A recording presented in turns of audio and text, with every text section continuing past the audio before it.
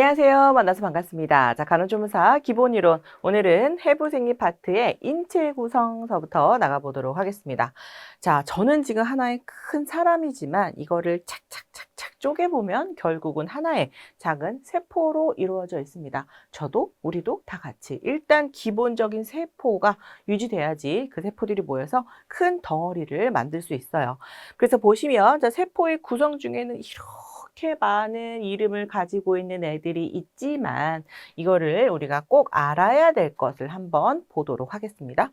자, 첫 번째, 자, 세포의 구조는요, 크게 세 가지. 세포막, 껍데기, 세포 안의 구성성분, 그리고 아주 중심적인, 우리가 핵심이라고 말하는 그 핵으로 구성되어 있습니다. 세포의 구조 세 가지, 세포막, 세포질, 핵. 자, 이 세 가지는 중요합니다. 자, 그렇다면 이제 하나하나 이제 좀 따져보자면, 자, 핵에는 무엇이 들어있나? 자, 핵 껍데기, 핵막이 있고요. 이 핵 껍데기 안에는 또 뭐가 있는가? 염색질이라고 부르는 염색체를 갖고 있는 물질이 있습니다. 그래서 우리의 유전자, DNA 들어보셨죠? 자, 인간 지도라고 이제 부르는 그 유전자가 요 염색질 안에 들어가 있습니다. 그래서 DNA가 많이 들어있는 곳, 염색질. 결국은 이 DNA가 들어있는 핵이 가장 중요하다라고 보는 거죠. 세포에서는. 자, 그렇다면 두 번째, 세포질에서는 또 뭐가 있는가? 자, 미토콘드리아라는 거 들어보셨을 거예요. 미토콘드리아가 뭐냐? 자, 미토콘드리아는요, 자, 앞에 그림을 좀 다시 한번 보시자면, 약간 이렇게 둥글게 생긴, 뭐랄까, 바퀴벌레 몸통 같이 생긴, 자, 이런 동그란 모양을 우리는 미토콘드리아라고 부르게 되고요. 얘가 하는 일은 뭔가? 자, 효소를 많이 갖고 있어요. 그래서 대사를 한다고 하는데, 쉽게 말하면, 우리가 살려면 이 폐포, 아니면 이 폐, 이런 애들이 숨을 쉬어야 되잖아요. 그래야 살 수 있죠? 얘도 그런 것처럼 숨 쉴 수 있게 만들어주는 중요한 물질입니다. 자, 미토콘드리아, 대사 중심, 많은 효소를 갖고 있다. 호흡과 관련된 중요한 역할을 하는 거. 그러니까 호흡은 우리가 진짜 숨 쉬는 호흡이 아니라 세포가 숨 쉬는 호흡을 도와주는 게 미토콘드리아이고요. 다음에 자, 리소좀이라는 겁니다. 자, 리소좀은요, 청소기라고 보시면 돼요. 우리도 먹으면 나오려면 이 안에서 정리도 하고 또 깨끗하게 또 소변도 만들고 똥도 만들고 해야 되잖아요. 이제 그런 것들을 만들게 도와주는 청소기라고 보시면 됩니다. 리보좀. 그래서 물질의 소화, 분해 이런 것들을 도와주는 것. 또 세포질 하나하나 싸고 있는 세포막도 있고요. 자, 이제 완전 껍데기를 우리는 세포막이라고 부르고요. 이런 것들로 구성되어 있습니다. 기름기, 콜레스테롤도 같은 기름기이고요. 단백질, 탄수화물 이런 것들을 겉껍데기, 세포막이 구성되어 있다라고 보는 거죠. 우리가 감염병이 많이 돌았을 때 손 씻기 굉장히 강요하잖아요. 그리고 그 강조할 때 또 비누를 이용해서 열심히 손 씻어야 한다라고 합니다. 자, 비누를 사용한 이유는 뭐냐면 이 비누가 기름기를 굉장히 잘 녹이거든요. 그래서 우리가 아주 기름진 걸 만져도 비누로 싹싹 닦으면 곧 뽀득뽀득뽀득해지죠. 그 기름기가요, 겉에 세포막의 껍데기를 다 찢어버립니다. 그래서 우리가 꼭 비누로 닦으세요 라고 하는 거예요. 껍데기, 기름기로 이루어져 있다. 자, 다시 넘어가 보자면, 자, 이제 세포의 이동, 기전을 보도록 하겠습니다. 세포는요, 이런 여러 가지 방법을 통해서 이리저리 움직입니다. 자, 첫 번째, 확산이라는 것을 합니다. 확산, 확 퍼지는 거예요. 누가 이 조그만 이 공간에서 방구를 뿡 하고 낍니다. 그럼 이 냄새가 스물스물 넘어가서 저쪽에 멀리 있는 사람이 냄새 하고 맡아지는 이런 것들을 우리는 확산이라고 부르고요. 확산하면 우리가 꼭 알아야 될 게 어디에서 제일 많이 나오는 게 폐포 확산입니다. 그래서 이산화탄소와 단소가 주고받고 폐포에서 가스의 교환이 일어나는 거 우리가 모두 다 확산이라고 부르죠. 다음에 두 번째 삼투 보도록 하겠습니다. 자, 삼투는요, 농도가 낮은 곳에서 높은 곳으로 이제 올라가는 건데, 냄비에다가 이제 아주 진한 소금이나 뭐 간장이나 이런 것들을 탁 집어넣어요. 그러면 이제 진한 것들을 희석하기 위해서 낮은 농도의 애들이 왕 하고 몰려듭니다. 그러면 결국에는 비슷하게 농도가 맞춰지죠. 이걸 우리는 삼투라고 부르고요. 농도가 낮은 곳에서 높은 곳으로 이동하는 거를 용매이동이라고 부르죠. 다음에 디귿 세 번째 능동수송입니다. 대부분 이런 애들은 다 되게 자연스러운 일이거든요. 그런데 얘는 굳이 없는 애들이 굳이 많은 데 가서 들러붙는 현상을 우리는 능동수송이라고 합니다. 그래서 농축이 낮은 곳에서 높은 곳으로 가는 건데 얘로 많이 나오는 게 음식이에요. 자, 예를 들어서 제가 삼겹살이 너무 맛있어가지고 삼겹살을 막 먹습니다. 그래서 지금 막 다이어트를 해야 되는데 막 기름기가 쫙쫙 들어와요. 이미 제 뱃살에는 기름이 많은데 기름이 굳이 제 많은 뱃살로 막 또 낑겨 들어오려고 합니다. 이런 걸 우리는 뭐라 그러냐면 능동수송이라고 불러요. 그래서 음식 흡수할 때 많이 나옵니다. 음식을 먹으면 결국 우리가 지방으로 막 들러붙잖아요. 이런 것들 다 능동수송. 그다음에 네 번째, 자, 여과입니다. 리을 여과. 자, 여과는 우리가 또 많이 나오는 얘가 사구체 여과라고 하죠. 자, 우리가 체는 사실 몸체이지만 이게 체로 치는 그 체로 생각해도 무방하다라고 했었습니다. 자, 사구체가 있어요. 자, 여기에 지금 피가 막 쏟아집니다. 혈관을 통해서 피가. 그래서 여기에서 찌끄럭지들, 그러니까 우리가 부르는 찌꺼기. 자, 이런 것들은 또 요산 요소 이런 것들은 막 떨어지고요. 건져내야 할 중요한 단백질이라던가 뭐 탄수화물이라던가 포도당 이런 애들은 다 다시 가져가야 되잖아요. 이제 그런 역할을 걸러내는 역할을 하는 게 이런 체, 사구체이고요. 얘는 필터라고 부르시면 돼요. 커피 필터 같은 거 있죠? 그 체. 그래서 꽉 눌러가지고 혈 압으로 꽉 눌러가지고 쓸데없는 거는 빠져나오게 해주고 중요한 거는 다시 걸러가는 역할. 그래서 거른다. 그래서 여과라고 부르죠. 자, 다음에 우리 몸에서 또 식세포라는 것들이 움직여요. 자, 먹을 식이잖아요. 음식할 때 식. 그래서 백혈구가 또 식세포에 많이 나오죠.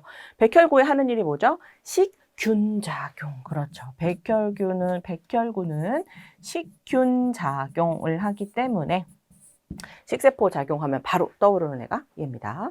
자, 다음, 자, 세포 흡수 작용이란 것도 합니다. 자, 고정세포가 다른 물질을 삼키는 걸 우리는 세포 흡수 작용이라고 하고요. 자, 신생효관에서 단백질이 다시 빨려 들어가는 거. 자, 여기는 여과에는 걸러줬어요. 자, 그럼 걸러있는 애들은 여기 계속 있으면 안 되잖아요. 다시 원래 자리로 돌아가야 되겠죠. 이거를 우리는 신생효관에서 단백질이 흡수된다. 그래서 세포 흡수작용이라고 부릅니다. 자, 식세포와 세포 흡수도 뭐 중요하겠지만 이 네 가지는 일단 기본적으로 알고 있어야지 우리가 성인간호나 임상신문 푸실 때 실무 관련해서 문제 푸실 때 도움이 좀 됩니다. 자, 세 번째, 이제 세포 분열에 대한 걸 볼게요. 자, 사람은 죽을 때까지 끊임없이 세포 분열을 합니다. 언젠간 얘네들도 생명이 있기 때문에 죽겠지만 그 죽기 전까지 얘네 그 기간까지는 우리가 계속 끊임없이 세포 분열을 해요. 자, 머리카락도 계속 자라나죠. 손톱도 계속 자라나요. 죽을 때까지 계속 자라죠. 이런 것도 결국은 다 세포 분열이 일어나기 때문에 가능한 일이 되겠습니다. 그래서 우리는 이 분열이 있어야지만 성장이 일어난다. 그래서 어린애들은 세포 분열이 얼마나 빨라요. 주기도 빠르고 그래서 키가 쑥쑥쑥 자라나고 손톱, 발톱도 엄청 빨리 자랍니다. 자, 다음, 자, 디귿. 자, 성장이 된 후에도 머리카락이나 피부마, 뭐 탈락 이런 것들이 계속적으로 일어난다. 성장이 될 때는 우리가 키가 막 크잖아요. 그래서 이런 것들은 한정이치 큽니다. 한정을 두는 거죠. 근데 얘네들은요, 한정 없이 그냥 계속 자라나는 그런 세포들도 있어요. 그래서 두 가지로 나누어집니다. 키 같은 경우에 이런 것들은 어느 정도 성장이 지나게 되면 멈춰지게 되죠. 그 다음에 리을 자 보겠습니다. 자, 세포 분열은 간기, 전기, 중기, 후기 그리고 마지막 종기의 순서로 일어나고요. 자, 여기에 뜻은 뭐냐면 언젠가 세포는 죽는 기간이 정해져 있다라는 의미입니다. 근데 만약에 세포가 정해져 있지 않고 죽는 기간이 정해져 있지 않고 그냥 계속 분열을 한다. 우리 그거 뭐라고 부를까요? 암입니다. 세포 분열이 끊임없이 죽을 때까지. 근데 이 죽을 때는 영원불멸이에요. 영원불멸로 계속 종기 없이 일어나는 걸 우리는 암세포 혹은 암이라고 부르죠. 자, 다음, 자, 기능에 따른 세포 분류 보도록 하겠습니다. 자, 첫 번째, 상피세포. 자, 인체 표면, 그리고 내강을 덮는 겁니다. 쉽게 말하면, 우리 하고 하면 입 안쪽에 이런 점막들 있죠. 이런 것들 다 겉에 껍데기, 상피세포라고 부르게 되고요. 물질 교환도 조절하고요. 내강도 덮어서 보호해주는 역할을 하고 있습니다. 그다음에 두 번째, 결합조직 세포라는 것도 있어요. 자, 인체 구조를 연결하고 고정시키는 조직입니다. 그러다 보니까 얘는 좀 딱딱한 것도 들어올 수 있죠. 결합조직, 건이나 근육, 뭐 인대 이런 것들도 포함될 수 있겠습니다. 또 근육세포 보실게요. 자, 근육. 얘네들은 움직일 수 있어요. 당겼다 줄였다, 당겼다 줄였다. 자, 뼈는 당겼다 줄였다 할 수 없죠. 근데 얘는 당겼다 줄였다 할 수 있습니다. 그래서 반복적 이완과 수축으로 근력을 발생하고 동작을 일으키는 건 우리가 근육세포라고 부르고요. 자, 마지막으로 신경을 전달해주는 세포, 이런 감각이나 촉각, 뜨거움, 차가움 이런 것들 느낌도 전달해주는 걸 다 우리는 신경세포라고 하고요. 어떤 식으로 전달해 주냐면 전류를 흘려보내서 전기적 흥분으로 자극을 전달하는 걸 우리는 신경세포라고 부르게 됩니다. 그래서 세포는 이렇게 또 많은 파트로 분류가 되어서 각기 다른 역할로 움직이고 있고 결국 그것이 합쳐졌을 때 우리처럼 이렇게 큰 덩어리가 완성이 되는 거죠. 자, 이제 조직으로 넘어가 보겠습니다. 자, 세포는 아주 알맹이 같은 딱 하나, 이런 알맹이잖아요. 이 알맹이가 이제 모여서 여러 한 덩어리가 이제 완성이 되면 우리는 티슈, 조직이라고 부르게 됩니다. 자, 겉에 껍데기, 상피, 조직 보실게요. 자, 소화기, 허파기, 뭐 이런 것들을 덮고 있는 얇은 세포층을 우리는 상피라고 하고요. 얘네들은 세포가 단단히 밀착돼서 껍데기, 보자기 싸듯이 싹 감싸주는 걸 우리는 상피조직이라고 합니다. 그래서 얘네가 하는 일은 주로 보호 아니면 방어, 분비, 흡수, 또 감각, 생식세포, 생산 이런 것들을 담당하고 있는 것이 상피조직이에요. 그래서 얘네들은 이런 것들이 되게 빨리 돌아가거든요. 우리가 가끔 밥 먹다가 이제 이 속 안에 볼점막을 앙 하고 찝을 때가 있어요. 그럼 피도 나고 너무 아프죠. 근데 또 까먹고 있다가 8시간 정도 지나요. 아니면 그 다음날 아침에 이제 생각이 났어요. 그럼 벌써 복구가 다 되어 있습니다. 얘는 복구가 빠른 조직이에요. 상피 조직은. 그다음에 두 번째, 자, 결합 조직입니다. 자, 결합 잉 하고 이렇게 뭉쳐져 있는 걸 우리는 결합이라고 하잖아요. 자, 인체에 가장 널리 분포하는 조직으로 여러 기관들의 형태를 유지해 몸을 지탱하는 역할을 주로 하는 것이 결합 조직이 되겠습니다. 또 혈액세포를 생산하고 지방을 저장하는 역할도 얘가 해줘요. 자, 그래서 뭐가 있나 봤더니 섬유성 결합, 치밀 결합, 연골, 뼈, 건, 인대, 지방, 혈액 이런 것들은 결합 조직이라고 부른다. 그래서 우리가 특히 이 머리뼈 같은 걸 보시잖아요. 이 머리뼈를 이제 위에서 내려다 보는 거예요. 그러면 자, 머리뼈가 자, 위에서 내려다보는 형태. 자, 요런 모양이 되어 있죠. 앞에 이제 코가 이렇게 있을 거예요. 그럼 여기에 이런 뼈의 모양이 이제 꼭 갈라진 것 마냥 이런 애들이 있습니다. 이런 애들 이제 보신 적 있을 거예요. 자, 이것도 사실은 원래 뼈가 원래 엄마 뱃속에서 이제 갈라져 있다가 나오게 되면서 점점 붙어요. 그러다가 나중에는 완벽하게 착 하고 달라붙는 거예요. 그래서 우리가 완전히 이 두피까지 싹 벗겨서 이제 뼈가 드러나면 보이겠죠. 이런 갈라짐이 있습니다. 그래서 얘도 우리 다 결합이라고 부르게 되는 거죠. 결합 조직.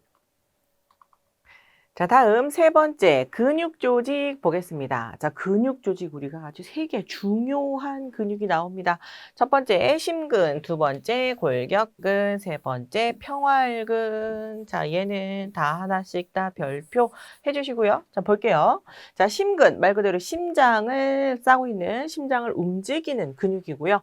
얘는 불수의근, 내 마음대로 할 수 없는 근육입니다. 심장아 멈춰라. 그럼 네 하고 멈추지 않죠. 그래서 얘는 불수의근으로서 죽을 때까지 계속 움직이잖아요. 그래서 인체에서 가장 운동량이 많고 탄력도 많은 근육을 우리는 불수의근이라고 합니다. 자, 이 말은 뭔가? 자, 인체에서 가장 운동량이 많고 탄력이 많다는 거는 잡아먹는 산소량도 굉장히 많다라는 뜻입니다. 그러다 보니까 협심증, 심근경색 이런 분들은요. 산소량이 부족하신 분들이잖아요. 그래서 이런 것들 때문에 괴사가 빨리 진행될 수도 있어요. 자, 다음 두 번째 골격근 보도록 하겠습니다. 말 그대로 뼈에 부착되었다. 그래서 골격에 부착되어 있는 형태의 근육이고요. 얘는 내 맘대로 움직일 수 있다. 있다. 의지대로 움직일 수 있는 무슨 근이에요? 수의근. 그래서 우리는 내 맘대로 할 수 없다. 불수의근. 내 맘대로 할 수 있다. 수의근. 이렇게 나눠지게 됩니다. 제가 지금 팔을 막 움직이다가 멈출 수 있어요. 손가락으로 움직이다가 멈출 수 있어요. 이런 것들 다 수의근이라고 부르는 거고요. 다 어디 붙어 있습니까? 골격근에 대부분 붙어 있습니다. 그래서 저는 골격근을 얘기할 때 주로 뭐라고 얘기하냐면 장조림근이라고 얘기를 합니다. 여러분 장조림 좋아하시나요? 소고기 장조림 제가 참 좋아하는 건데요. 다 쪽쪽 찢어서 먹을 수 있잖아요. 골격근은 그런 형태예요. 그래서 세로로 쫙 이어져 있기 때문에 가로로 쪽쪽 찌를 수 있습니다. 또 평활근을 보시면 이런 근육의 형태랑은 완전 달라요. 이제 여기는 내장근이라고 하고 저는 곱창근이라고 이제 부르는 건데요. 자, 곱창 좋아하시나요, 여러분? 제가 곱창을 잘라가지고 이만큼 가져왔어요. 이걸 가져온 다음에 제가 가위로 가운데를 쫙 잘랐습니다. 그럼 얘가 어떻게 될까요? 양쪽으로 펼쳐지면서 어떤 모양이 되는가? 평활한 돼지처럼 이렇게 펼쳐지죠. 자, 이런 애들은 우리가 다 평활근, 넓적한 면을 가지고 있는 걸 우리는 평활근이라고 부릅니다. 그래서 대부분 이런 파이프를 가지고 있는 내장에 많이 있어서 별명이 내장근이라고 붙어 있습니다.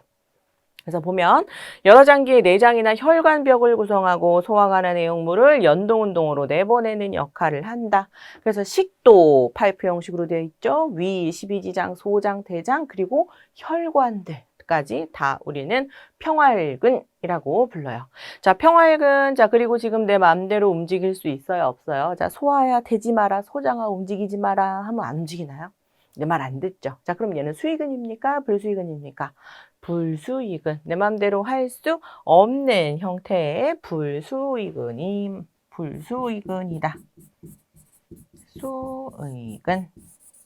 자, 이 세 가지 심근, 골격근, 평활근이 있어요. 자, 그런데 이 평활근은 꼭 파이프 형식만 있는 건 아니고요. 또 우리 몸속에 어디 있는가? 방광 아시죠? 방광은 공처럼 생겼잖아요. 그래서 공을 딱 잘라보면 넓적한 면적을 가지고 있죠. 그래서 내장근이라는 별명을 가지고 있긴 하지만 방광이라던가 아니면 자궁이라던가 이런 것들도 다 평활근으로 들어가게 됩니다. 자, 다음 신경 조직 보도록 하겠습니다. 자, 우리는 여러 가지 신경, 그러니까 인간이 고등동물이다라고 하는 게 똑똑하게 이런 뇌신경이라든가 이런 것들이 쫙 멋지게 움직여서 그런 거죠. 자, 그 신경 조직이고요. 종류로는 크게 뉴런 아니면 시냅스 그리고 신경 교세포가 있다라고 합니다. 자, 뉴런은 말 그대로 들어보신 적 있으실 거예요. 그 신경의 아주 기본 단위가 뉴런입니다. 그래서 뉴런이라는 놈이 이렇게 있어요. 그리고 이걸 이어주는 시냅스가 여기에 막 이렇게 달려있고 어쨌든 이 끝에 이 달려있는 것으로 우리는 이어줍니다. 그리고 이 신경교세포라는 거는요. 요 사이에 또 이어주는 이렇게 요 다리에 이어주는 이런 교세포라고 불러요. 신경과 신경을 이어주는 그래서 요즘에는 이 신경교세포가 뉴런보다 더 중요하다라는 말을 하고 있습니다. 자, 어쨌든 신경 조직은 이렇게 뉴런과 시냅스, 신경 교세포로 이루어져 있고요. 자, 신경세포를 보시면 수상돌기 자극을 받아들이는 여기 털같이 있는 이런 애들 자극을 받아들이는 애가 있고 또 신경섬유를 형성해서 흥분을 전달시켜주는 역할을 하는 축삭이라는 것도 있습니다. 자, 또 하나, 자, 신경세포의 특징. 사실은 우리가 해부생리이긴 하지만 해부생리 특징이 너무 중요하죠. 자, 신경세포. 자, 첫 번째. 자, 얘네들은 성숙이 되면 더 이상 분열을 하지 않는다. 그래서 얘네들은 어릴 때, 엄마들이 촉각놀이 하고 막 감각놀이 막 하는 거 있잖아요. 다 이걸로 빵빵빵 키워주려고 하는 겁니다. 그때 확 키워놔야지만 더 이상 분열을 하지 않을 때까지 최대로 키워놔야지만 도움이 되는 거죠. 그래서 성숙되면 분열을 하지 않고 또 한 번 손상되면 재생이 불가능하다. 그래서 우리가 뭐 척추신경이라든가 무슨 신경에서 쫙쫙쫙 뻗어나가는 신경세포들 있잖아요. 예를 들어 허리가 부러졌어요. 쫙 다쳤어요. 그러면 아래 하반신 마비가 되는 일도 있을 수 있죠. 왜냐? 재생이 불가능하기 때문에. 그다음에 두 번째, 자, 거의 일생 동안 살아있는 세포입니다. 자, 세포는 우리가 태어나면서부터 죽을 때까지 기간이라는 게 있어요. 그런데 얘네들은 아주 오랫동안 살아 있습니다. 나와 같이 하는 애들이에요. 일생 동안 살아있는 세포이고요. 또 자극을 받으면 흥분을 전달하는 역할을 하는 겁니다. 이게 원래 이러려고 이제 만든 거예요. 그래서 쫘라라락 전달을 시켜주는 거죠. 예를 들어서 제가 촛불에 손을 탁 대었어요. 그러면 여기 신경세포가, 통증신경세포가 짜라라라락 여기에다가 뇌에다가 신경을 전해주는 겁니다. 그래서 사실은 여기에 이제 촛불을 탁 대어요. 그러면 뜨겁다, 뜨겁다, 뜨겁다, 뜨겁다, 뜨겁다 하고 올라가죠. 그러면 뇌까지 올라가는데 시간이 엄청 오래 걸릴 수도 있잖아요. 그럼 그동안 이 손은 계속 지글지글지글 타고 있단 말이죠. 그래서 가운데 우리가 제2의 뇌라고 부르는 척추가 일단 얘한테 먼저 손을 떼 하고 명령을 내리게 되고 또 얘가 뇌에다가도 알려줍니다. 이런 식으로 우리는 이제 신경이 다다다다닥 이어져 있고 이 자극을 통해서 뇌에서 이렇게 하라 저렇게 하라 명령을 내리게 되는 역할을 하고 있죠. 자, 다음. 자, 이제 골격계로 넘어가 보도록 하겠습니다. 자, 이제 덩어리가 끝나고 이제 뼈대로 가볼게요. 자, 뼈와 관절, 연골 이렇게 나눠서 볼 건데요. 자, 뼈의 구조 중에 우리가 꼭 알아야 될 거, 저 우리 몸의 뼈는 총 206개. 아기였을 때는 더 많지만 이제 어른이 되면 우리 몸은 붙을 것들은 탁탁탁탁 다 붙어서 이제 206개로 변신을 하게 됩니다. 아니, 우리 뼈가 이렇게 많습니까? 많습니다. 여기 손에도요. 사실은 뼈가 다다다다다닥 있고요. 여기 발에도 막 뼈들이 다다다다 8개 이상 막 붙어 있어요. 그러다 보니까 우리 몸의 뼈는 이제 다 세보면 206개라는 뼈로 이루어져 있고요. 자, 첫 번째, 자, 골막도 한번 봅시다. 자, 골막, 뼈막이라고 하고요. 우리 몸에는 항상 소중한 장기다, 중요한 부분이다. 그러면 보자기 싸듯이 뭐가 싹 쌓여 있습니다. 얘도 뼈도 얼마나 소중해요. 그래서 얘도 뼈막이라는 걸로 둘러싸여 있고요. 자, 골막은 뼈를 보호하고 골절 시 뼈를 재생시키는 역할을 합니다. 그래서 여기 보면 이렇게 보자기처럼 이렇게 벗겨지죠. 이게 싹 포장을 해가지고 여기서 힐링할 수 있게 도와주는 역할을 얘가 하는 겁니다. 그러니까 뭐랄까 우리가 다쳤을 때 여기다가 박스 테이프를 착 붙여놓으면 어떻게 보면 이렇게 응급적으로 치료할 수 있잖아요. 근데 그 박스 테이프가 녹으면서 힐링이 되도록 도와주는 거죠. 얘가. 다음 세 번째, 혈관과 림프관, 신경을 통과시키는 바탕을 얘가 제공해 주기도 하고 또 얘가 좀 거친 면이 있어서 근육이나 힘줄이 쫙 달라붙을 수 있는 이런 판을 만들어 주기도 합니다. 골막이. 자, 두 번째, 자, 골 조직. 자, 여기를 이제 볼 건데요. 자, 뼈의 단단한 부분으로요. 해면골, 치밀골 이렇게 구분됩니다. 해면골은 말 그대로 스폰지본이라고 해가지고요. 빵꾸가 뽕뽕뽕뽕 뚫린 것 같아요. 근데 이 빵꾸는 크게 나면 안 됩니다. 크게 나면 우리가 골다공증이라고 하고요. 정상적으로 요만큼씩 똥똥똥똥 뚫려 있어야 돼요. 그래서 이걸 스폰지본, 해면골이라고 하고요. 해면골 바깥에는 아주 치밀하게 그냥 결합 조직이 그냥 이 밀도가 높은 뼈. 그래서 우리는 치밀골 이렇게 두 가지로 나눠지게 됩니다. 이 속에. 자, 다음 세 번째 이 뼈 속에 이제 여기를 보실게요. 요 안에 자 이렇게 골수가 안에 들어가 있습니다. 자, 꼬리뼈 같은 거, 사골 같은 거 삶아서 드셔보신 적 있나요? 이제 그러면 3번 정도 굽잖아요. 그러면 뼈 가운데 구멍이 뽕 하고 뚫려 있는 거 보실 거예요. 그 가운데 원래는 본메로라고 부르는 골수가 들어가 있고요. 자, 골수 밑에 뭐래요? 피가 만들어지는 곳. 그렇습니다. 골수는 피를 만드는 조혈작용을 하는 곳이고요. 해면골의 엉성한 조직과 골수광을 메우는 젤리 같은 조직으로 혈구를 만들어내는 것을 우리는 골수라고 부르게 됩니다. 그래서 크게 겉껍데기, 골껍데기, 뼈껍데기, 그리고 이제 딱딱한 뼈, 해면골, 치밀골, 그리고 안에 이제 말랑말랑한 젤리 같은 골수. 이렇게 뼈는 구성이 되어 있죠. 자, 두 번째, 자, 뼈의 기능도 보도록 하겠습니다. 자, 크게 이런 6가지 기능을 가지고 있어요. 첫 번째, 분비, 두 번째, 지지, 세 번째, 보호, 네 번째, 운동, 다섯 번째, 조혈, 여섯 번째, 저장입니다. 자, 첫 번째, 분비 보실게요. 자, 호르몬. 비타민, 칼슘, 칼시토닌. 사실은 뭐 칼시토닌이 이제 호르몬 얘기도 하겠지만 어쨌든 여러 가지 호르몬, 비타민, 칼슘, 칼시토닌, 인 등 적절히 공급되어야 한다. 그래서 이런 것들이 공급될 수 있도록 뼈가 빨아들였다가 내보냈다가 이런 역할을 이제 하는 거죠. 그다음 두 번째, 지지 기능. 자, 신체가 무너지지 않게 뼈가 없다면 우리는 오징어겠죠. 물론 지금도 저 오징어지만 어쨌든 이 체격을 유지하고 있어야지만 제가 똑바로 서 있을 수 있게 만들어줄 수 있습니다. 다음 세 번째, 자, 보호 기능. 자, 신체 장기를 보호해줘요. 특히 이제 갈비뼈 같은 걸 한번 볼까요? 얘가 이제 이렇게 저를 철통처럼 에워싸고 있죠. 이 안에 소중한 장기 뭐 들어있어요? 양쪽으로 폐 있죠. 가운데 심장 있죠. 이런 소중한 장기를 보호해주는 역할 하고요. 또 운동, 움직일 수 있게 근육만 있으면 움직일 수 없잖아요. 뼈대가 중심을 탁 잡아줘야지 움직일 수 있습니다. 다음, 피를 만드는 조혈과 이런 칼슘과 인산염, 무기질 이런 것들을 가지고 있으니까 저장하는 기능도 뼈가 가지고 있을 수 있겠다.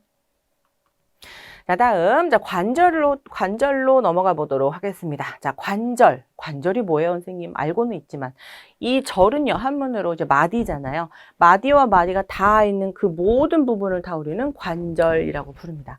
목도 관절이 있고, 손가락도 관절이 있고, 할머니 무릎도 관절이 있죠. 자, 그것을 우리는 관절이라고 하고요. 자, 마디가 이어져 있으니까 관절의 기능이 뭐냐?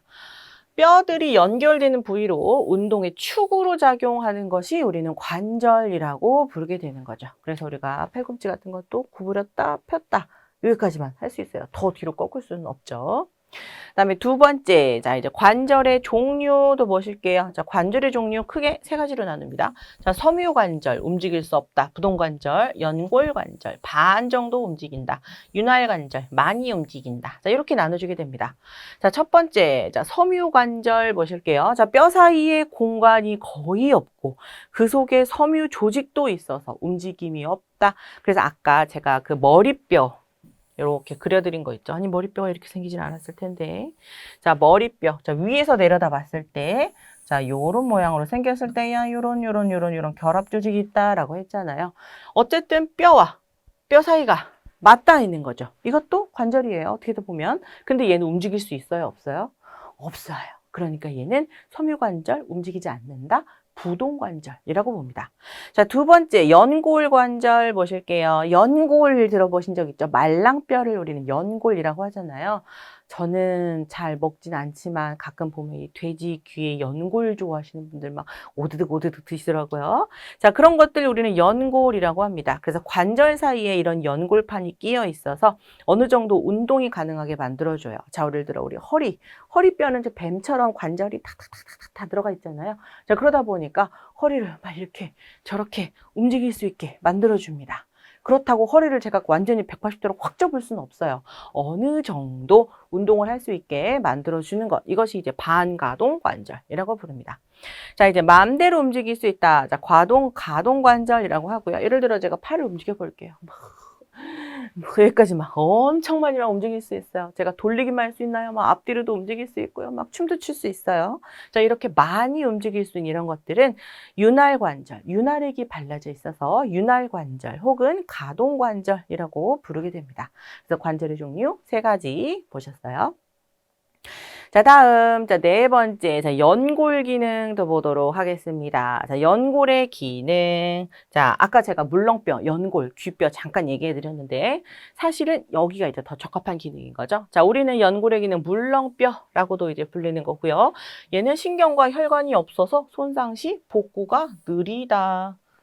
그래서 여기 성형 수술 하시는 분들 있잖아요. 그래서 여기는 사실은 코는 되게 어려운 작업이에요. 성형 수술을 하실 때. 왜냐면 뼈를 건드리는 게 아니라 이 밑에 있는 말랑말랑한 연골을 건드리는 거거든요. 그래서 가끔 모자라면 여기서 갖다가 또 끌어쓰기도 하잖아요. 근데 얘가 어쨌든 힐링이 돼야 되니까 새살이 솔솔 돋으려면 혈관도 막 그 옆에서 막 손상에 막 조직을 막 도와줘야 되는데 그런 게 잘 안 돼요. 그래서 코 수술이 사실은 굉장히 어려운 수술입니다.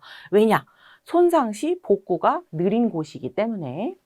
다음 두 번째, 자, 연골의 종류. 자, 이렇게 세 가지가 있습니다. 자, 첫 번째, 자, 유리 연골. 자, 유리 어때요? 반짝반짝. 투명하고 예쁘죠. 그래서 신체에 가장 많고 맑고 투명한 연골을 우리는 유리 연골이라고 부르고요. 후두 아니면 이제 늑골. 아니면 뼈 관절 이런 데 있습니다. 선생님, 늑골은 딱딱한 갈비뼈 아닌가요? 제가 씹어 먹으려면 힘들던데. 여기서부터 여기까지 이제 척추에서부터 이렇게 돌려오는 뼈는 딱딱이고요. 요 가운데 이제 심장을 보호하고 있는 여기 가운데는요, 여기는 말랑뼈예요. 유리연골. 그래서 우리 가끔 CPR 하시죠? 심폐소생술 할 때 심장 가운데만 제대로 칵칵 눌러주시면 안 부러질 수 있습니다. 여기는 말랑뼈이기 때문에. 자, 그런 것을 우리는 유리연골이라고 하고요. 자, 다음에 두 번째, 탄력이 있어요. 탄력연골. 많은 탄성, 텐션이 있습니다. 얘는 탄성 섬유를 포함하는 연골이고요. 웨이나 후두개가 붙어 있는 것이 탄력연골입니다. 그래서 웨이 보시면 어때요? 말랑말랑해요. 그래서 어린 애기들은 보면 귀를 이렇게 접을 수도 있어요. 어른들은 접으면 아프죠. 전 접으니까 아프네요. 그래서 이렇게 말랑말랑 이런 애들 우리는 웨이, 탄력연골이라고 하죠. 다음 세 번째, 자, 섬유연골이라고 합니다. 자, 치밀결합 조직처럼 단단하여 큰 힘으로 버티는 추간판, 디스크 들어보신 적 있으시죠? 그런 것처럼 이런 말랑말랑한 뼈를 우리는 섬유연골이라고 부르게 됩니다. 자, 다음에 이제 딱딱뼈를 다시 한번 이제 또 살펴볼게요. 자, 뼈 분류 중에서 우리가 그래도 좀 알아야 되는 것들을 좀 보도록 하겠습니다. 자, 첫 번째, 뇌 두개골, 그래서 머리뼈라고 해서요. 자, 옆으로 보는 거, 앞으로 보는 거. 이렇게 두 가지로 좀 볼게요. 자, 옆에서 봤을 때, 자, 이제 머리뼈 중에서, 자, 전두골 많이 들어보셨습니다. 전두골. 요즘은 이제 학교에서 배우실 때 우리말화 과정도 같이 배우거든요. 그래서 이마뼈라고 배워요. 이마뼈라고 하니까 바로 딱 어딘지 알겠죠? 그래서 앞전자, 앞에 머리에 있는 뼈다. 그래서 전두골, 이마뼈라고 부르고요. 그 위를 우리는 두정골이라고 부르게 됩니다. 자, 두정골, 우리 모성에서 아동 쪽인가? 우리 아기 낳을 때 아기가 두정위여야지만 우리가 자연분만할 수 있다라고 배우셨죠? 그 두정이 이 두정입니다. 그래서 여기. 그래서 아기가 엄마 뱃속에서부터 이렇게 나오기 시작할 때 꼭 이 부분이 닿아야 돼요. 두정골 쪽이. 그다음에 뒤통수라고 부르는 후두골. 그래서 앞에서부터 위에, 이 뒤에 요 세 가지는 그래도 우리가 좀 아셔야 돼요. 전두골, 두정골, 후두골 이렇게 부르게 됩니다. 자, 다음에 아이고 관자놀이야 할 때 그 관자뼈, 측두골이 있고요. 또 나비뼈, 나비 모양으로 생겼거든요. 그래서 접형골이라고 하고요. 또 벌집뼈라고 부르는 이 가운데도 있습니다. 자, 이제 넘어가 볼게요. 자, 이제 앞으로 보시는 안면골입니다. 아까는 옆으로 봤고 지금 이제 앞으로. 앞으로 해도 우리가 일단 이 앞에 두정골이 보이긴 합니다. 자, 비골 보실게요. 자, 비골은 코뼈. 우리가 코도요. 여러분 한번 만져보세요. 이 위에 보시면 여기는 딱딱딱 뼈예요. 딱딱딱 뼈가 넘어오다 어느 순간 이 옆에 이렇게 만져보잖아요. 그럼 여기 있는 선생님이고 움직이는데요. 이거 맞아요. 말랑뼈로 변신하는 구간이 있습니다. 그래서 연골 전에 딱딱한 뼈, 이제 비골이라고 부르게 되고요. 자, 관골입니다. 관골. 자, 광대뼈. 광대뼈는 이제 광대 아시죠? 크라운. 마지막 하는 사람들. 여기다가 분장을 막 칠하잖아요. 이제 광대뼈. 톡 튀어나온 부분이죠. 광대뼈는 여기가 완전히 뼈로 꽉 차 있는 게 아니고요. 가운데가 비어 있어요. 이 안에가 다 비어 있습니다. 그래서 코로 이렇게 공기라든가 이렇게 들어가면 여기서 엥 하고 울릴 수 있도록 소리가 잘 전달이 될 수 있도록 가운데가 비어 있습니다. 여기는 비어 있는 공간이에요. 그래서 그러다 보니 우리가 축농증이라는 거 들어보신 적 있으시죠? 농이 축적되는 증세예요. 어디에 축적되는가? 여기 뼈 안쪽에 공간에. 그래서 여기에 계속 이제 고름이 농이 찹니다. 그럼 나중에 꼭 어금니뼈가 아파요. 이 증상으로. 그래서 이제 한의원 같은 데 가면 면봉을 확 꽂아가지고 코를 막 빼기도 하잖아요. 그 공간, 비어있는 공간, 우리가 관골, 광대뼈라고 부르게 됩니다. 다음에 자, 상악골이라고 부르는 곳이 있죠. 상악골. 우리가 이건 치과에서도 많이 이제 배우셨을 거예요. 자, 상악골. 그래서 위턱뼈라고 부르게 되고요. 하악골, 아래턱뼈라고 부르기도 합니다. 자, 안면골. 자, 중요한 것만 좀 보셨어요. 상악골, 위턱뼈, 또 하악골, 아래턱뼈. 치과에서 많이 다루니까 넘어갑니다. 자, 다음에, 자, 이제 또 해부생리, 자, 뼈도 한번 보도록 하겠습니다.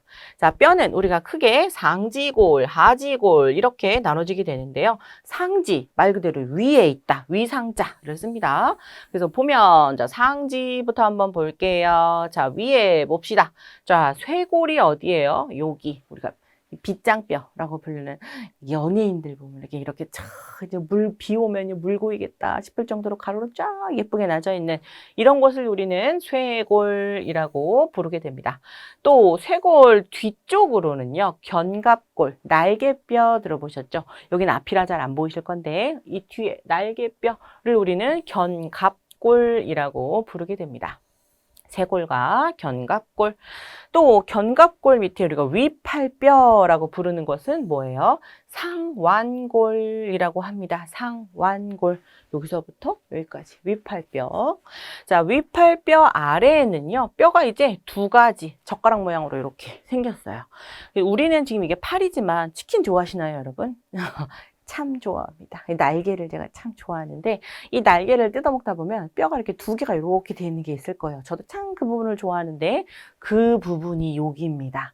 그래서 크게 두 가지로 나눠지는데요. 요골, 척골 이렇게 구분이 돼요. 그래서 조금 더 두꺼운 뼈가 있거든요. 비슷하긴 하지만 사이즈가. 근데 요골이 조금 더 두껍습니다. 그래서 요골은 어디에 붙어 있냐면 엄지에 붙어 있는 뼈여서 엄지에 이렇게 요골이 여기서부터 여기까지 요 점박 나눠서 여기서부터 여기까지 붙어 있습니다. 그래서 요골과 척골, 요게 이제 아래팔뼈의 두 가지이고요. 그리고 밑으로 내려가면 이제 수군골, 그리고 중수골, 손가락뼈라고 부르는 수지골이라는 것이 있죠. 자, 우리가 손을 이렇게 구부려 보시면, 자, 이렇게 해서 구부려 보시면, 사실은요, 여러분, 요렇게 이렇게 보이시죠? 여기에 뼈가 구부러지는 게 아니라 그 조금 뒤에 관절, 그러니까 손등에 있는 뼈가 이렇게 구부러지는 거예요. 원래는. 그래서 수근골과 중수골이 이렇게 구부러지는 거죠. 주먹질 때. 자, 여기까지를 우리는 이제 상지골이라고 부르게 됩니다. 그래서 상지골, 뭐가 있는가? 다음 중 상지골로 옳은 것은 틀린 것은 쇄골, 견갑골, 상완골, 척골, 요골, 수근골, 중지골, 중수골, 수지골 해서 우리는 위에 있다. 그래서 상지골이라고 합니다. 자, 이제 밑에 하지를 한번 볼게요. 자, 하지는 우리가 이제 골반이라고 부르는, 보시면 참 골반이 너무 중요하잖아요. 특히 여성분들은 이 골반이 얼마나 넓으냐에 따라서 순산과도 관계가 굉장히 깊습니다. 그래서 하지골은 이제 거기서부터 시작이에요. 그래서 이렇게 나비뼈 마냥 이렇게 올라와 있는 걸 우리는 장골이라고 하고요. 그 밑에 이제 천골, 그리고 치골, 좌골 이렇게 나눠지게 됩니다. 자, 이것도 확대를 한번 해볼게요. 자, 하지골 보도록 하겠습니다. 이렇게 나비 모양으로 이렇게 예쁘게 생긴 걸 우리는 장골이라고 하고요. 그 밑에 천골도 있고요. 자, 치골 봅시다. 자, 치골은요, 골반이 이렇게 돼 있으면 이렇게 안쪽으로 이렇게 돼 있어요. 골반이 이렇게 돼 있고 안쪽으로 이렇게 모아지는 뼈입니다. 그래서 아기 날 때 이 치골 결합이라고 하는 부분이 짝짝짝짝 찢어져요. 그러면서 이제 아기가 쉽게 나올 수 있게 만들어지거든요. 그래서 자연분만 하신 분들은 가끔 요 아래에 있는 이 치골 있는 부분이요, 누가 제 치골을 발로 뻥 하고 친 것처럼 되게 아파요. 그래요.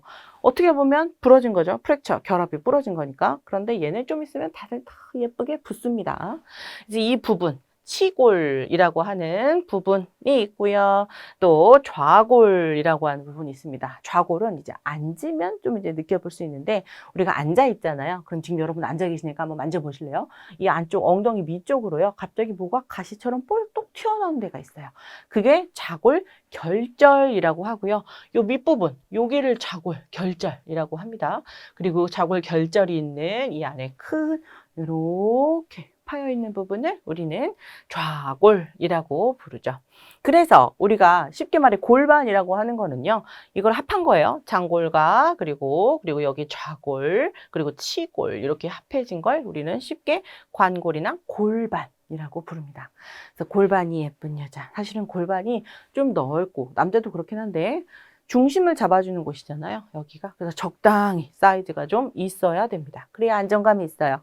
자, 다음에 또 밑으로 내려가 봅시다. 자, 우리 뼈 중에서 제일 두껍고 제일 튼튼하고 제일 긴 뼈가 어딘가 대퇴골입니다. 그래서 여기서부터 여기까지 이어져 있죠. 그래서 롱다리라고 하시는 분들 있잖아요. 그런 분들은 다 여기가 긴 거예요. 대퇴골. 다리가 저기까지 나가 있는 분들 있잖아요. 대퇴골.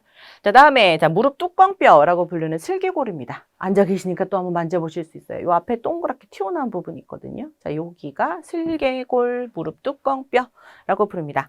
자, 밑에 내려가 보시면 자, 여기에 일단 쓰고 한번 시작을 해볼까요? 이 밑에 뭐가 있는가? 경골이 있어요. 딱딱한. 여기다 쓸까? 경골. 또 그 밑 옆에 뭐가 있는가? 비골. 그래서 이 두 가지 뭉쳐서 우리는 종아리뼈라고 이제 부르는 애들이 있습니다. 자, 다시 한번 볼게요. 자, 이 두꺼운 뼈를 우리는 경골, 그 옆에 비실비실한 뼈를 비골이라고 부르게 됩니다. 얘도 젓가락 두 개 마냥 이렇게 나눠져 있어요. 물론 밑에서는 이제 나중에 뼈가 합쳐지게 되겠지만 가운데가 이렇게 비어있는 형태, 젓가락 두 개 마냥 이 위에 팔처럼 나눠지게 됩니다. 그래서 이게 좀 많이 헷갈리신데요. 자, 팔은 요골, 척골, 요척, 척요이고요. 밑에는 지켜주는 경비입니다. 경비. 자, 경골, 비골. 자, 그리고 나서 이제 밑에 보시면 족근골, 중족골, 그리고 발가락뼈, 족지골 이렇게 나눠지게 됩니다. 그래서 하지골, 얘는 이제 족근, 중족골, 족지골 나눠지게 되겠네요. 그래서 다음 중 또 하지의 뼈로 옳은 것은 틀린 것은 또 이렇게 나눠보길 수 있죠. 그럼 이제 하지골은 이렇게 되겠다. 그래서 해부생리는 그렇게 많이 시험에 나오진 않지만 얘들은 또 심심치 않게 나오는 애들이에요. 상지골의 종류, 하지골의 종류. 자, 넘어갑니다. 자, 이제 이 뒤로 확 돌려보시면 뱀처럼 쫘르르륵 내려오는 뼈들도 있어요. 자, 그거를 봅시다. 자, 우리는 크게 경추, 흉추, 요추 이렇게 나누는 척추, 허리뼈가 있죠. 자, 숫자 외우셔야 됩니다. 자, 목경자를 쓰는 경추 몇 개 있어요? 럭키 세븐 7개. 자, 여기서 럭키 세븐이라고 하는 말은 뭐냐면 목을 다치잖아요. 그러면 아래는 다 못 써요. 전신마비. 내가 이렇게 움직일 수 있는 거 럭키 세븐이에요. 자, 행운입니다. 자, 경추 7개. 자, 경추 밑에 바로 가슴 흉자가 있고요. 자, 흉추는 12개입니다. 흉추 12개. 자, 우리가 늑골도 가끔 몇 개인지 이제 외우라라고 하시는 분들이 있는데요. 사실은 늑골 외울 필요가 없어요. 왜냐? 우리가 흉추가 12개거든요. 여기서부터 여기까지 12개 뼈가 쭉 있어요. 그래서 양쪽으로 뼈가 이렇게 나옵니다. 그러면서 이제 늑골이 완성이 되는 거거든요. 그러니까 흉추가 12개예요. 하나에서 곱하기 2가 계속 나오는 거잖아요. 그러니까 늑골은 당연히 곱하기 2 해서 24개가 되는 거죠. 흉추만 외우면 늑골은 외우지 않으셔도 됩니다. 곱하기 2니까 양쪽으로 나오니까요. 그래서 경추는 7개, 흉추는 12개. 자, 요추를 봅시다. 자, 요추 몇 개예요? 5개. 자, 요추는 5개. 이렇게 나눠지게 됩니다. 자, 외우셔야 돼요. 경추 7, 흉추 12, 요추 5, 72호, 72호가 되겠습니다. 72호. 자, 그 다음에 이제 천골, 춘추하고 미추 이렇게 두 개가 되는 5개가 되는데요. 자, 천골이 원래는 춘추 5개, 그리고 미추 4개에서 이제 혹은 6개까지 있긴 하지만 결국에는 얘네 다 뭉쳐져서 몇 개로 됩니까? 하나로 변신하게 됩니다. 어릴 때는 뼈가 많았지만 나이가 들게 되면 줄어든다 라고 했었죠. 나이가 들게 되면 성인으로 변신하게 되면 하나로 다 뭉쳐집니다. 자, 결합이 착착착 이루어지죠. 자, 경추, 흉추, 요추, 천골, 미골 이렇게 보셨고요. 다음에 이제 굴곡도 한번 좀 살펴보실 건데 우리 척추는요. 이렇게 일자로 돼 있으면 굉장히 위험합니다. 왜냐하면 힘이 다 아래로만 이어지게 되니까 엄청 눌러댈 거 아니에요. 그럼 디스크가 탕탕탕탕 터지고 난리가 나겠죠. 그래서 우리가 그 드라이브 같은 데 가실 때도 운전하다가 급코스가 나타납니다. 그럼 속도 줄여야 되겠죠. 힘을 줄여야 된단 말이에요. 얘도 그렇습니다. 그래서 힘이 여기도 한번 꺾여지고 여기서 한번 꺾여지고 여기서 한번 꺾어지고 또 꺾어져요. 그러다 보니까 압력이 많이 줄어들 수 있는 구조로 이어져 있습니다. 자, 그래서 척추뼈는 자, 처음엔 앞으로 나오는 앞전자 전만이 생깁니다. 전만. 그래서 경추가 주로 이제 이렇게 되어 있어요. 그래서 경추는 원래 정상적으로 옆으로 딱 봤을 때는 일자뼈는 안 돼요. 약간 앞으로 이렇게 휘어져 있는 전만이 필요하고요. 그런 다음에 또 흉추는 후만, 그런 다음에 요추는 전만, 그리고 다시 꼬리뼈 부분은 이 뒤로 가는 후만이 돼야 되겠습니다. 이쪽으로 가는 후만. 그래서 압력을 좀 줄여야지 우리가 이제 똑바로 서 있을 수 있죠. 그래서 가끔 보면 이제 핸드폰도 많이 하시고 TV도 많이 보고 어떨 때 이제 책을 또 많이 보면 얘네들이 반대로 가는 경우가 있습니다. 이제 얘는 어때요? 뒤로 거북목처럼 하고 아프게 나오게 되고요. 또 허리는 또 어떻게 돼요? 하고 이제 굽게 되겠죠. 이게 유지가 되면 나중에 80대 할머니가 되면 이렇게 지팡이 짚고 다니시는 거예요. 그래서 지금 강의 보시는 분들도 자, 이거를 유지하기 위해서는 허리를 계속 펴주는 운동 하셔야 되고요. 흉추도 우리가 중요하잖아요. 흉추 운동을 딱 잡고요. 몇 번만 이렇게 돌려주시잖아요. 그럼 여기서 우두둑 우두둑 소리가 나면서 다시 제자리 잡을 수 있습니다. 공부하시는 동안 우리 척추뼈의 정상 굴곡을 위해서 돌리 운동 하시는 거 도움돼요. 자, 여기까지 뼈 같이 공부하셨습니다. 자, 수고하셨습니다.